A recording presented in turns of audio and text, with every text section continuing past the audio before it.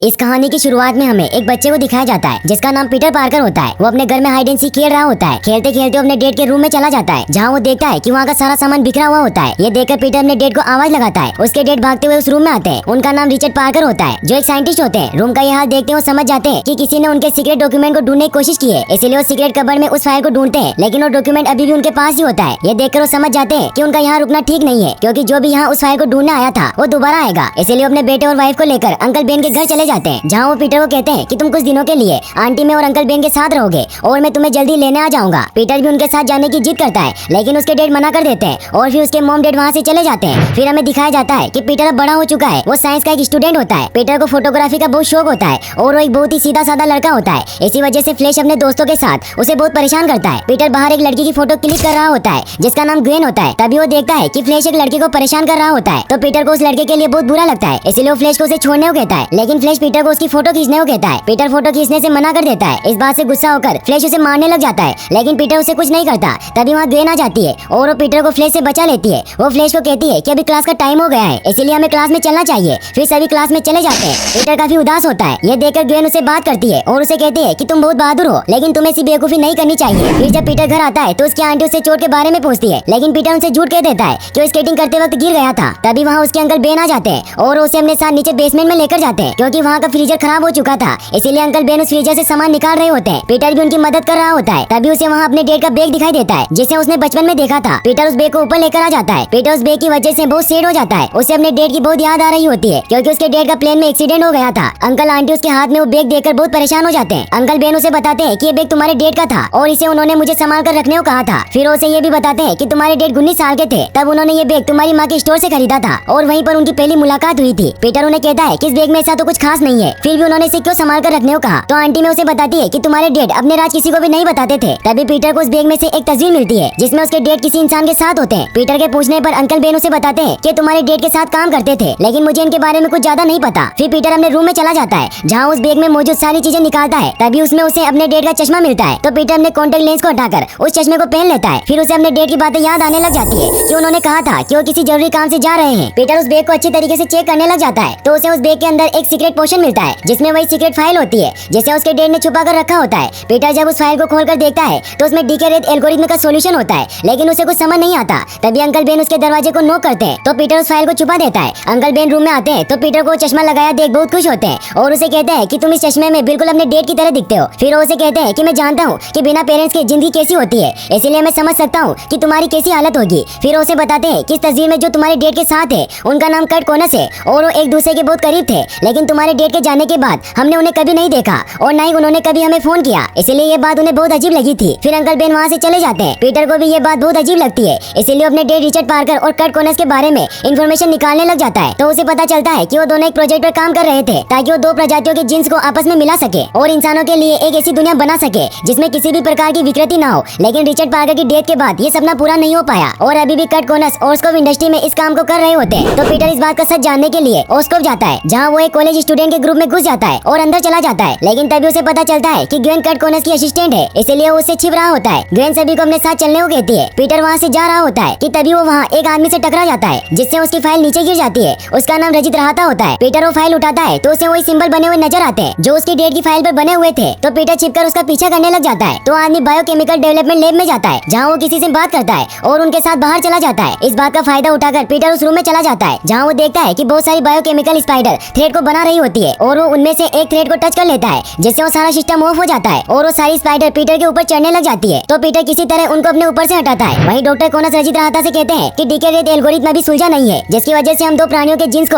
आपस में नहीं मिला पा रहे हैं, इसीलिए हमें सब कुछ शुरू से शुरू करना होगा। तो रजित रहाता उन्हें कहता है कि हमारे पास वक्त बहुत कम है क्योंकि नॉर्मन ऑस्कोप मर रहे हैं। नॉर्मन ऑस्कोप वो होते हैं जिनकी ऑस्कोप कंपनी होती है। इस बात से कर्ट कोनस काफी ज्यादा टेंशन में आ जाते हैं। वहीं पीटर उस लैब से बाहर आ रहा होता है। तभी ग्वेन उसे देख लेती है और वो दोनों बातें करने लग जाते हैं कि तभी एक बायोकेमिकल स्पाइडर पीटर को बाइट कर लेती है जिससे पीटर को बहुत दर्द होता है। फिर पीटर अपने घर की तरफ निकल जाता है। वो ट्रेन से जा रहा होता है कि तभी कुछ लोग उसे परेशान करने लग जाते हैं और अब उस स्पाइडर के बाइट की वजह से पीटर में बहुत तेजी से बदलाव आने लग जाते हैं। उसमें बहुत पावर आ जाती है और वो छत से चिपकने लग जाता है। वो लोग उसे मारने के लिए आते हैं तो पीटर खुद ब खुद उन्हें मारने लग जाता है। पीटर को कुछ समझ नहीं आता और वो भागता हुआ अपने घर पहुंचता है जहाँ भी वो अजीब अजीब हरकतें करने लग जाता है। ये देखकर उसके अंकल आंटी बहुत परेशान होते हैं। पीटर फ्रिज से खाना निकालकर अपने रूम में चला जाता है। तभी वो उसकी गर्दन पर लगी उस स्पाइडर को देखता है जो मरी हुई होती है। पीटर ये सब देखकर समझ जाता जाता है कि ये सब उसी वजह से हो रहा है। वहीं अगली सुबह जब वो उठता है तो उसमें बहुत बदलाव आ जाते हैं। वो किसी भी चीज को छूता है तो वो टूट जाती है। वो बाथरूम में जाता है तो उसके टच करने से नल टूट जाता है। इन सब की वजह से पीटर बहुत डर जाता है और तभी वो नोटिस करता है कि वो छोटे से छोटे जानवर को सुन सकता है और उसके हाथ पैर हर एक चीज से चिपकने लग जाते हैं। फिर पीटर वापस से अपने डेट की वो फाइल देखने लग जाता है जिसमें डीके रेट एल्गोरिथम में लिखी हुई थी। पीटर उसे समझने लग जाता है। इसके लिए वो कट कोनस की बुक भी पढ़ता है। फिर वो कट कोनस से मिलने के लिए उनके घर पर जाता है, लेकिन डॉक्टर कोनस उसे कहते हैं कि मेरा ऑफिस नहीं है, ये मेरा घर है। तो पीटर उन्हें कहता है कि मैं रिचर्ड पार्कर का बेटा हूँ। ये सुनकर वो हैरान हो जाते हैं। फिर वो उसे घर में लेकर जाते हैं जहाँ पीटर उन्हें बताता है कि मैंने आपकी बुक पढ़ी थी जो बहुत ही अच्छी है। डॉक्टर कोनस उसे कहते हैं कि दो जीवों के जीनों को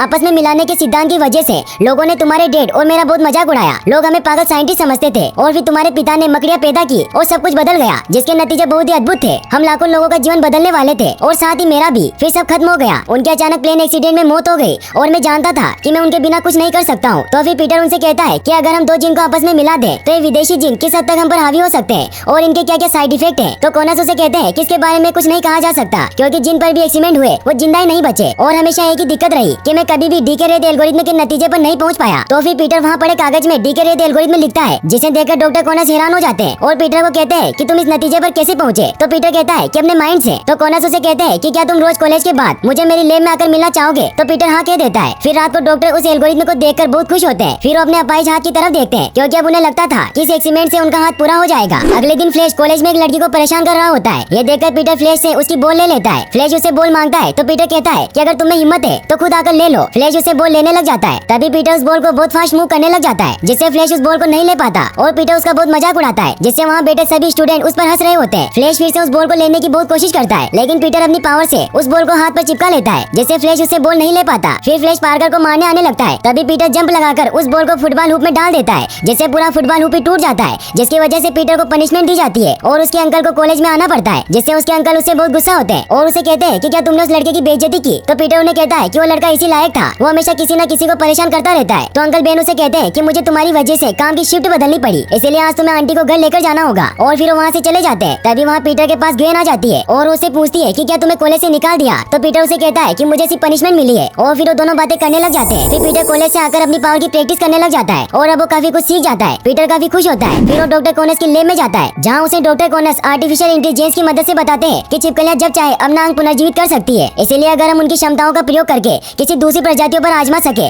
जैसे कि 3 पैरों वाला चूहा, तो हम उसका कटा हुआ अंग भी वापस दे सकते हैं। फिर वो पीटर को डीके रेट एल्गोरिथम को एंटर करने को कहता है। पीटर जैसे ही उस एल्गोरिथम को एंटर करता है तो आर्टिफिशियल इंटेलिजेंस की मदद से उस चूहे का कटा हुआ पैर वापस से विकसित होने लग जाता है। ये देखकर डॉक्टर कोनस बहुत खुश होते हैं। फिर वो पीटर को थैंक्स कहते हैं। इसके बाद वो इस एक्सपेरिमेंट को एक जिंदा चूहे पर करते हैं जिसका एक पैर कटा हुआ होता है। वो इंजेक्शन की मदद से उस फॉर्मूले को उस चूहे में डाल देते हैं। फिर पीटर जब घर जाता है तो अंकल बेन बहुत गुस्से में होते हैं क्योंकि आज उन्होंने उसे आंटी को घर लेकर आने को कहा था लेकिन उन्हें लेने नहीं गया था, इसलिए वो पीटर को आंटी से माफी मांगने को कहते हैं। पीटर आंटी से माफी मांगता है। आंटी उसे कहती है कि इसमें तुम्हारी कोई गलती नहीं है। तो अंकल बेन पीटर को कहते हैं कि तुम बिल्कुल अपने पिता की तरह हो, लेकिन तुम्हारे पिता के कुछ वसूल थे। वो मानते थे कि अगर तुम किसी और के लिए कुछ अच्छा कर सकते हो तो उसे करना तुम्हारा फर्ज बनता है। तो पीटर उन्हें कहता है कि आपकी बात सही है, लेकिन ये सब कहने की बात है क्योंकि मेरे डैड की भी ये जिम्मेदारी थी कि वो खुद यहाँ मेरे पास रहकर मुझे सारी बातें सिखाए, लेकिन वो यहाँ नहीं है। इस बात से गुस्सा होकर पीटर घर से चला जाता है। तो अंकल बेन भी उसे ढूंढने के लिए जाते हैं। वहीं पीटर ड्रिंक लेने के लिए एक शॉप में जाता है लेकिन उसके पास पूरे पैसे नहीं होते, इसलिए दुकानदार उससे बहुत बदतमीजी करता है और उसे यहाँ से जाने को कहता है। तभी वहाँ एक चोर आ जाता है जो उस दुकानदार के कुछ सामान नीचे गिरा देता है, जिन्हें जब वो उठाने लगता है तो चोर उसके सारे पैसे लेकर भाग जाता है। पीटर भी ये सब देख लेता है लेकिन वो कुछ नहीं करता। उस दुकानदार को जब ये पता चलता है तो बाहर आता है और वो पीटर को मदद करने को कहता है, लेकिन पीटर उसे कहता है कि मैं तुम्हारी कोई मदद नहीं कर सकता और वो वहाँ से चला जाता है। वो दुकानदार चिल्लाने लगता है कि वो चोर है, जिससे वो चोर भागने लग जाता है। भागते भागते वो चोर नीचे गिर जाता है और उसकी गन बाहर निकल आती है। अंकल बेन ये सब देख लेते हैं और उस चोर को रोकने की कोशिश करते हैं, जिससे वो गन उनके ऊपर चल जाती है और उनकी वहीं डेथ हो जाती है। गोली की आवाज सुनकर पीटर उस तरफ जाता है तो अंकल बेन वहाँ गिरे हुए होते हैं, जिससे पीटर बहुत दुखी हो जाता है। वो रोने लग जाता है। वहीं फिर हमें दिखाया जाता है कि आंटी में बहुत ज्यादा दुखी होती है। पुलिस उस चोर का स्केच बनाती है और वो कहते हैं कि हम इसके पोस्टर सारे शहर में लगवाएंगे ताकि ये पकड़ा जाए। पीटर भी उनसे वो पोस्टर ले लेता है तो उसे बताते हैं कि उसके बाएं हाथ पर एक स्टार का टैटू है। पीटर काफी ज्यादा उदास होता है क्योंकि उसने अपने अंकल को भी खो दिया होता है। फिर रात को पीटर अपनी आंटी को सुलाकर अपने अंकल के खूनी को ढूंढने निकल जाता है। उसे वो खूनी नजर आ जाता है और उसे पीटने लग जाता है। तभी उस चोर के साथी पीटर पर हमला करने लग जाते हैं। पीटर उनसे भागने लग जाता है। वो एक घर की छत पर पहुंचता है जहाँ उसे वही आदमी दिखाई देता है। पीटर उसे छत से लटका देता है, लेकिन जब वो चेक करता है तो उसके लेफ्ट हैंड में स्टार का टैटू नहीं होता, इसलिए पीटर उसे नहीं मारता और उसे ऊपर खींच लेता है। पीटर वहाँ से जा रहा होता है कि तभी वो नीचे रिंग में गिर जाता है। ऊपर से वो सारे गुंडे उसे कहते हैं कि हमने तुम्हारी शक्ल देख ली है, इसलिए आज तो तुम बच गए, लेकिन अगली बार हम तुम्हें नहीं छोड़ेंगे। तभी पीटर को वहाँ रिंग में मास्क बना हुआ दिखाई देता है, जिससे पीटर को अपना खुद का एक मास्क बनाने का आइडिया आता है। वो घर आकर उसकी ड्राइंग बनाता है और वो खुद ही अपने हाथों से उस मास्क को तैयार करता है। तभी वो न्यूज में में देखता है कि ऑस्कॉप की बायोकेमिकल स्पाइडर से बनाए गए बायो केबल में बहुत ज्यादा पावर है जो एक प्लेन तक को खींच सकती है। तो इससे पीटर को एक डिवाइस बनाने का आइडिया आता है जिससे वो थ्रेड की मदद से लटक सके, और वो बहुत कोशिश करने के बाद उस डिवाइस को बनाने में कामयाब हो जाता है। फिर वो अपने लिए एक सुपर हीरो सूट भी डिजाइन करता है। अब पीटर पार्कर पूरी तरीके से स्पाइडर मैन बन जाता है। रात को जब पीटर एक चोर को गाड़ी चुराते हुए देखता है तो पीटर उसे पकड़ लेता है और उसे बहुत परेशान करने लग जाता है। फिर उसके हाथ में वो स्टार का टैटू देखता है, लेकिन उसके हाथ में स्टार का टैटू नहीं होता। तभी पुलिस भी वहाँ आ जाती है और स्पाइडर मैन को गलत समझने लगती है और उसके ऊपर गोलियां चलाती है, लेकिन पीटर उनसे गन ले लेता है और वहीं फेंक देता है। तभी वहाँ पुलिस की पूरी फोर्स आ जाती है तो पीटर को वहाँ से भागना पड़ता है। पूरी पुलिस फोर्स स्पाइडर मैन को पकड़ने की कोशिश करती है, लेकिन उसे नहीं पकड़ पाती। वहीं पीटर जब घर जाता है तो आंटी में उसके चेहरे पर चोट के निशान देखकर बहुत परेशान होती है। वो उससे पूछती है कि तुम कहाँ जाते हो और कौन तुम्हारा ये हाल करता है। तो पीटर उन्हें कुछ नहीं बताता। आंटी में उसे कहती है कि एक बात याद रखना कि राज को राज रखने के लिए कुर्बानी देनी पड़ती है, चाहे वो तुम हो या तुम्हारे डेट। फिर पीटर अपने रूम में चला जाता है। वहीं फिर हमें डॉक्टर कोनस को दिखाया जाता है जो रजित राहता से कहते हैं कि हमने वो फॉर्मूला तैयार कर लिया है और हमारा प्रयोग सफल हो रहा है, जिससे इस चूहे को अपना पैर वापस मिल गया है। तो राहता उन्हें कहता है कि आपको इंसानों पर भी इसका एक्सपेरिमेंट शुरू कर देना चाहिए। तो कोनस उन्हें मना कर देते हैं और उन्हें कहते हैं कि हमें इस पर और भी काम करना है और आपको इस दुनिया में कौन मिलेगा जो खुद पर एक्सपेरिमेंट होने देगा। तो राहता उसे कहता है कि हम किसी को बिना बताए ही उस पर ये एक्सपेरिमेंट करेंगे और इसकी शुरुआत हम गवर्नमेंट हॉस्पिटल से करेंगे। तो डॉक्टर कोनस उन्हें कहते हैं कि मैं ये गलत काम नहीं करूंगा। तो राहता उन्हें कहता है कि जो आप कह रहे हैं वो 15 साल पहले रिचर्ड पार्कर ने कहा था और आप तो जानते ही हैं कि उनके साथ क्या हुआ। तो कोनस फिर से कहते हैं कि मैं ये नहीं कर सकता। तो राहता उन्हें कहता है कि फिर तो आपकी यहाँ कोई जरूरत नहीं है और अब आप भूल जाइए कि आपका दूसरा हाथ आपको मिलेगा, इसलिए आप सुबह तक ये ऑफिस खाली कर देना। फिर वो वहाँ से चले जाते हैं। वहीं हमें पीटर को दिखाया जाता है जो कॉलेज से घर जा रहा होता है। तभी ग्वेन उसके पास आती है और उसे अपने घर पर डिनर के लिए बुलाती है क्योंकि वो भी उसे पसंद करने लगी थी। वहीं डॉक्टर अपने दूसरे हाथ को बहुत ही गौर से देख रहे होते हैं और फिर वो खुद पर एक्सपेरिमेंट करने का डिसाइड करते हैं। वो उस फॉर्मूले को अपने शरीर में डाल लेते हैं जिससे उन्हें बहुत दर्द होता है। वहीं हमें पीटर को दिखाया जाता है जो पीछे खिड़की से ग्वेन के घर पर जाता है जहाँ वो ग्वेन को फ्लावर्स देता है, लेकिन वो फ्लावर्स पूरी तरीके से खराब हो चुके थे, इसलिए पीटर उन्हें वापस अपने बैग में रख लेता है। तभी वहाँ ग्वेन के डैड आ जाते हैं जिनका नाम जॉर्ज स्टेसी होता है। वो एक पुलिस ऑफिसर होते हैं। पीटर उनसे मिलता है। वहीं हमें डॉक्टर को दिखाया जाता है जो नोटिस करते हैं कि उनका हाथ पूरी तरीके से डेवलप हो चुका है। वो ये सब देखकर बहुत खुश होते हैं और वो डॉक्टर राहता को कॉल करते हैं। तो उसके असिस्टेंट उन्हें बताती है कि वो दूसरे हॉस्पिटल जा रहे हैं, तो उन्हें रोकने के लिए निकलते हैं। डॉक्टर पर उस फॉर्मूले के साइड इफेक्ट होने लग जाते हैं। वहीं हमें पीटर को दिखाया जाता है जो डिनर करने के बाद ग्वेन से बातें करने के लिए बाहर आता है। पीटर उसे बताने की बहुत कोशिश करता है कि वो स्पाइडर मैन है, लेकिन वो उसे नहीं बता पाता। ग्वेन को उसकी बातें बहुत अजीब लगती है, इसीलिए वहाँ से जाने लगती है। तो पीटर उसे थ्रेड की मदद से रोक लेता है जिससे उसे पता चल जाता है कि वही स्पाइडर मैन है। वहीं डॉक्टर कोनस पूरी तरीके से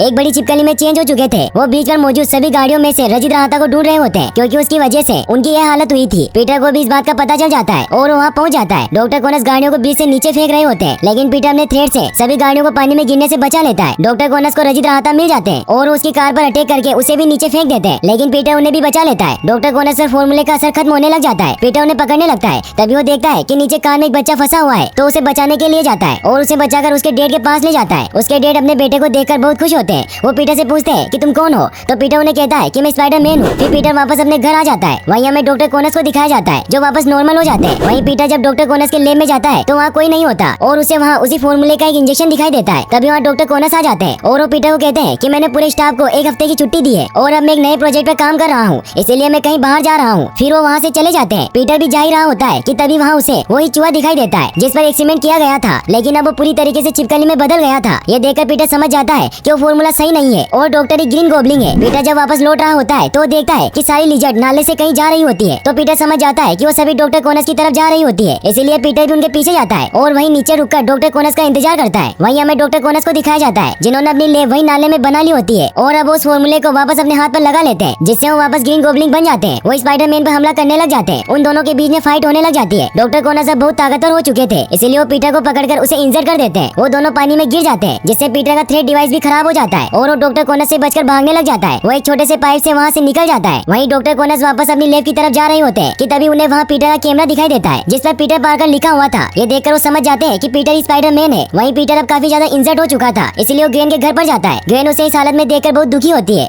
और फिर उसका इलाज करती है। फिर वो दोनों अकेले घूमने के लिए बाहर जाते हैं। वहीं हमें डॉक्टर कोनस को दिखाया जाता है जो वापस नॉर्मल हो गए थे। वो डिसाइड करते हैं कि वो अपने आप को पूरी तरीके से एक छिपकली में बदल लेंगे ताकि उन्हें कोई भी ना रोक सके और वो हर एक इंसान को भी अपने जैसा बना देंगे जिससे इस दुनिया में कोई भी कमजोर नहीं होगा। और फिर वो पीटर पार्कर को मारने के लिए कॉलेज में चले जाते हैं। पीटर भी वहीं होता है। सभी स्टूडेंट वहाँ से भागने लग जाते हैं। डॉक्टर कोनस पीटर पर हमला करते हैं और उसे मारने की बहुत कोशिश करते हैं। तभी पीटर को अपना बैग दिखाई देता है जिसमें उसका सूट होता है। पीटर बैग को ले लेता है। तभी डॉक्टर कोनस उसे दूर फेंकते हैं। पीटर अपना सूट पहनकर आ जाता है और फिर उन दोनों में फाइट होने लग जाती है। पीटर डॉक्टर कोनस को थ्रेड की मदद से पूरी तरीके से पकड़ लेता है, लेकिन वो थ्रेड डॉक्टर कोनस को ज्यादा देर तक नहीं रोक पाती। फिर वापस से उन दोनों में फाइट स्टार्ट हो जाती है। पीटर दूर जाकर गिरता है। फिर जब वो वापस उठकर देखता है तो डॉक्टर वापस चले गए होते हैं। तो पीटर भी